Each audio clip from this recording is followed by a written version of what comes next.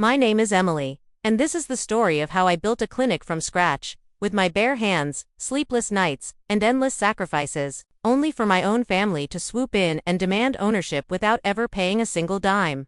Growing up, I never fit the mold my family wanted. My parents always praised my younger brother, Ryan, for his business sense and his charm. He was the golden child, the one they believed would carry the family name to greatness. Me, I was just the quiet one with her nose in the books. But from the time I was a little girl, I knew I wanted to be a doctor. I wanted to help people, heal people, give hope when no one else could. I spent my childhood reading medical journals while other kids played outside, memorizing anatomy diagrams when everyone else was watching TV. My parents never understood. Medicine takes too long. My dad would scoff, "You'll drown in debt." My mom would sigh and say, "Why don't you be more like Ryan? He's practical." But I didn't care. I had a dream, and no amount of doubt could crush it. When I got accepted into medical school, I thought maybe, just maybe, they'd finally be proud. Instead, my dad muttered, "Don't come crying to us when you're broke." My mom just said, "Well, Ryan just got promoted at his job. Isn't that wonderful?" So I learned early on that if I wanted my dream, I'd have to fight for it alone, and fight I did. Med school was brutal. I lived off instant noodles, pulled all-nighters, worked side jobs just to afford textbooks. While Ryan bought a new car, I walked everywhere. While my parents bragged about his business deals, I spent nights in the hospital, shadowing doctors and collapsing from exhaustion. But every time I saw a patient smile, every time I learned something new that could save a life, I knew it was worth it by the time I graduated. I had one thing Ryan didn't: purpose. Years later, after completing my residency, I made the boldest decision of my life, to open my own clinic. Not just a place for medicine, but a place for hope. A place where people in my community, many of whom couldn't afford fancy hospitals, could get real care.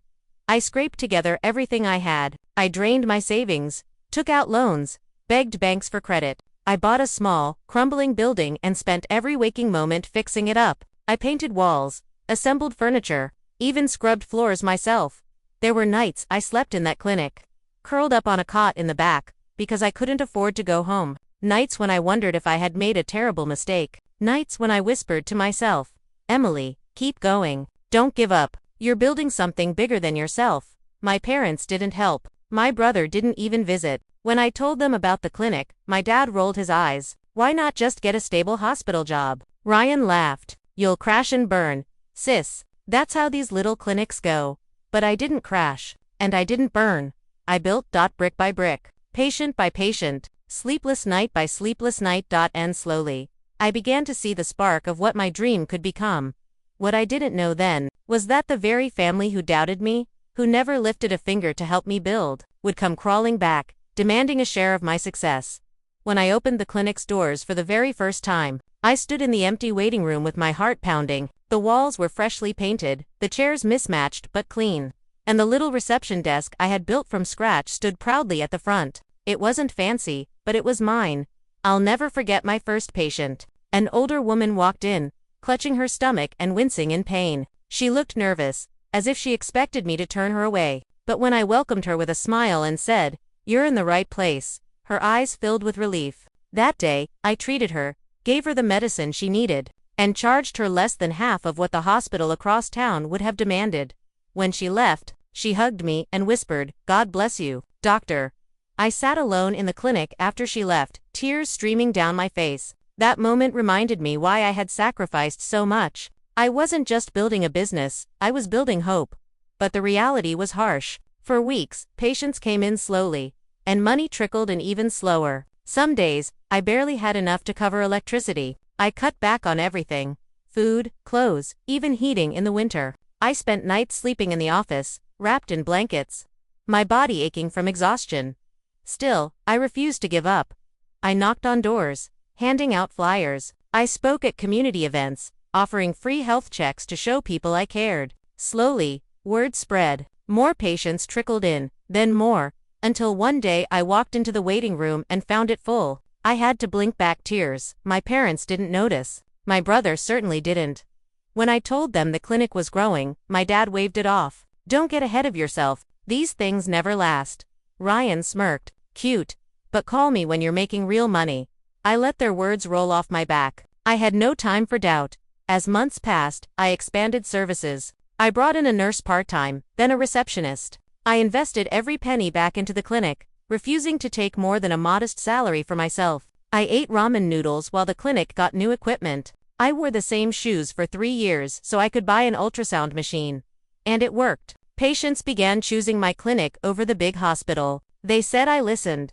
I cared. I treated them like people, not numbers. Soon, the little building that once echoed with emptiness was alive with chatter, laughter, and hope. One night as I locked up, I looked at the glowing sign above the door, Stone Community Clinic, and whispered, "We did it, Dad," even though my parents weren't there, even though they didn't believe in me.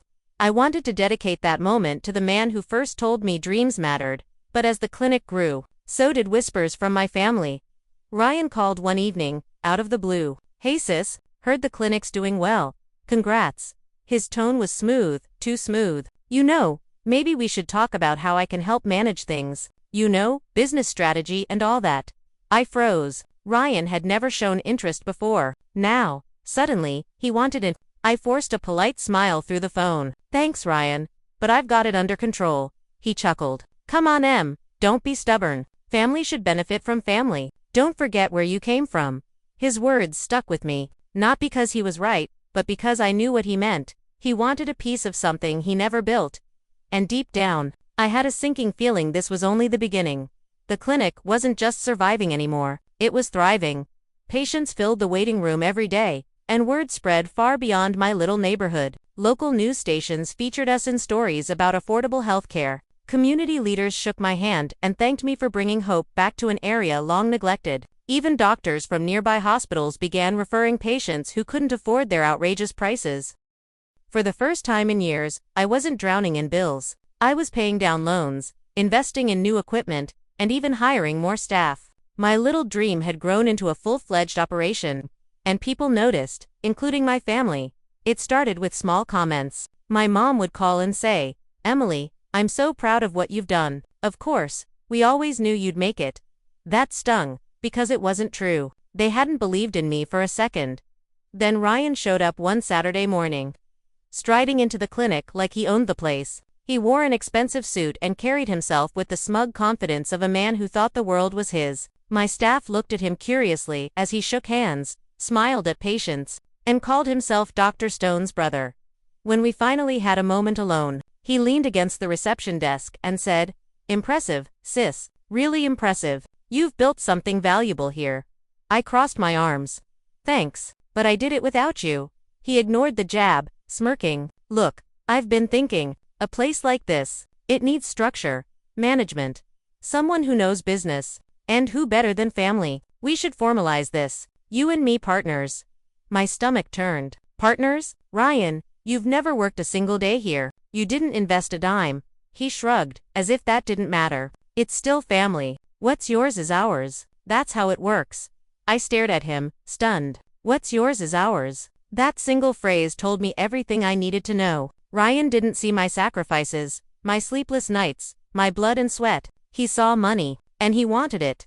I told him no, firmly, but Ryan wasn't the type to accept rejection. Within weeks, my parents started calling me with strange suggestions. "Emily, you should really consider bringing Ryan in. He could help expand the clinic." "Emily, don't you think it's selfish to keep all this success to yourself?" Selfish. That word nearly broke me. Was it selfish to work day and night while they doubted me? Was it selfish to take out loans they refused to co-sign? Was it selfish to believe in myself when they didn't? I swallowed my anger, but inside, the fire was building. Then came the breaking point. One afternoon, a patient came in asking to speak with the new manager. Confused, I asked who they meant. The patient handed me a glossy business card. Ryan Stone Clinic Operations. My blood ran cold. He was passing himself off as part of my clinic, pretending he was in charge, using my name, my work, my dream, to position himself as if he had built it. I confronted him that night. "How dare you?" I spat, shoving the card in his face. "This is my clinic. Mine, you had nothing to do with it." He didn't flinch. He smirked, just like always. "Calm down, sis. I'm just paving the way. Investors are interested. Expansion could make us millions. You don't seriously think you can run this alone forever, do you?" My hands shook. "I don't need investors. I don't need you. And if you ever use my name again, I'll make sure you regret it. For the first time, his smirk faded, just a flicker, but I saw it. Still, deep down, I knew this wasn't over. Ryan wasn't going to walk away quietly, and if I wanted to protect my clinic, the very thing I had sacrificed my life to build, I was going to have to fight. The day I realized Ryan wasn't just pretending, but actually plotting to take my clinic, I felt a kind of rage I had never known. It started with a letter. An official-looking envelope arrived at the clinic, addressed to me. Inside was a proposal on fancy letterhead, outlining a family partnership agreement for Stone Community Clinic. At the bottom, Ryan's name was signed in bold.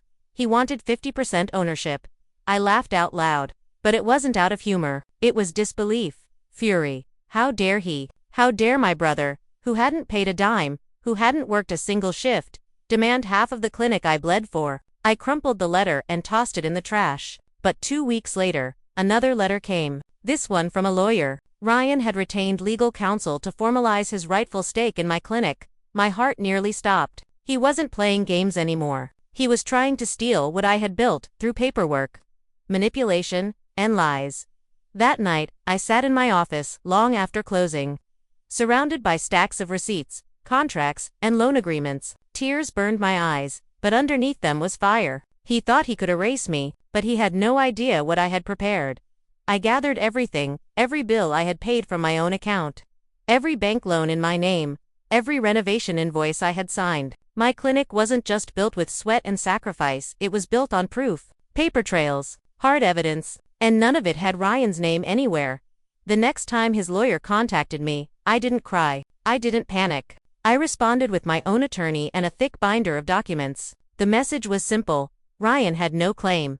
None. When Ryan heard, he stormed into the clinic, red-faced with rage. My staff froze as he marched into my office, slamming the door behind him. "You think you can shut me out?" he spat. "This clinic is family property. Without our name, you're nothing." I stood tall, my hands steady on the desk. "No, Ryan. Without me, you're nothing. This clinic doesn't exist without me. Not Dad, not Mom, not you, me. And I'll prove it to anyone who asks." His jaw clenched. For once, he didn't have a comeback. Weeks later, the case fizzled. His lawyer backed off, realizing he had no ground to stand on. The paperwork spoke louder than Ryan's ego ever could. But that wasn't the end, because Ryan had already been talking. Investors he'd courted, people he'd bragged to, all came knocking on my door, not to take from me, but to warn me. They told me how Ryan had painted himself as the mastermind behind the clinic, how he'd promised them a piece of the pie once he took over. I felt sick, but I also saw an opportunity. I compiled their testimonies, emails, and messages. I built a second binder, this one not just proving my ownership, but exposing his lies. And when he tried one last time to approach my father with his plans, I was ready. I sat my parents down at the kitchen table, just like when I was a child. Ryan sat across from me, smug, certain he would win them over. But this time, I opened both binders and laid them out. Proof of my sacrifices, proof of his deceit. Page after page. Receipts, bank loans, contracts, emails, statements. I looked my father in the eye and said, "This is the truth. This is what I've built, and this is what he tried to steal." My father's face went pale. My mother covered her mouth. Ryan's smugness faltered into silence. I leaned forward. "If you side with him, you're siding with theft. You're siding with betrayal, and I will never forgive it."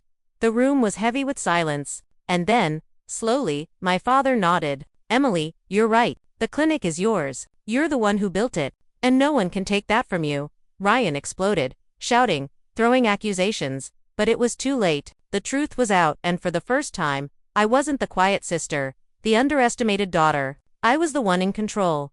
After that night at the kitchen table, everything changed. Ryan stormed out, slamming the door behind him, his face twisted with rage. My parents sat in stunned silence, staring at the binders of evidence I had laid out. For once, there were no excuses, no dismissals, no "Ryan's just ambitious" or "you're overreacting." The truth was undeniable.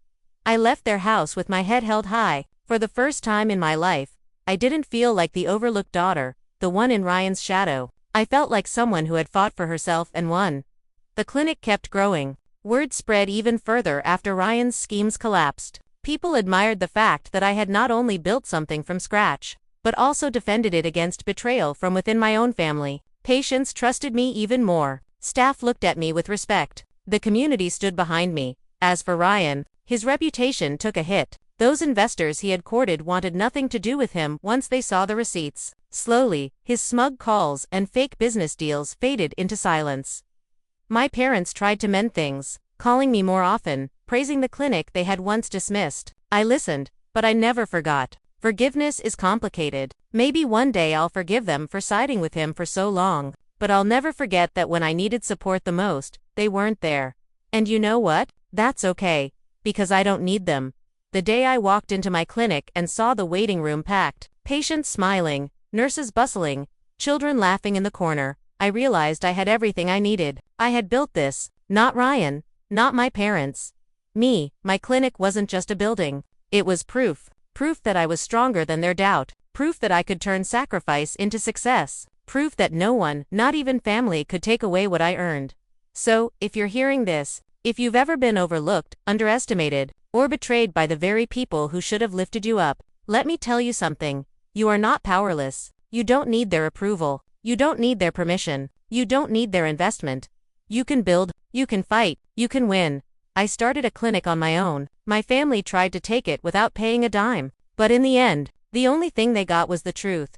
And the truth was that I never needed them in the first place.